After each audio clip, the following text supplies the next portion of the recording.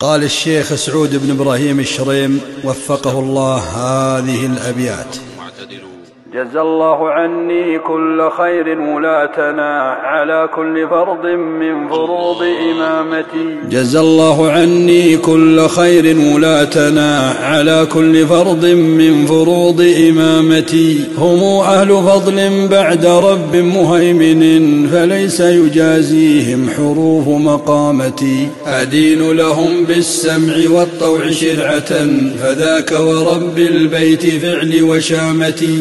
على نهج أسلاف كرام أعزة فإن به حسن الخطى ودعامتي. وإن به برجا منيعا مشيدا يحصن قصدي في الورى وكرامتي. وذلك ويم الله للفوز غاية فشرعة ربي مسلكي وغمامتي. 30 عاما ثم عامان إثرها حفظت بها ديني وسمتي وخامتي. 30 عاما ثم عامان إثرها حفظت بها ديني وسمتي وخامتي. فلله كم آثرت حقا جواره فإن جوار البيت طوق حمامتي. ففي بيت رب البيت أنس وبلغة وفي بيته عني أزلت سآمتي. وما فتئت نفسي تروم مثابة ففي مكة الغرى تمام إقامتي. حظيت بحسن الظن من كل زائر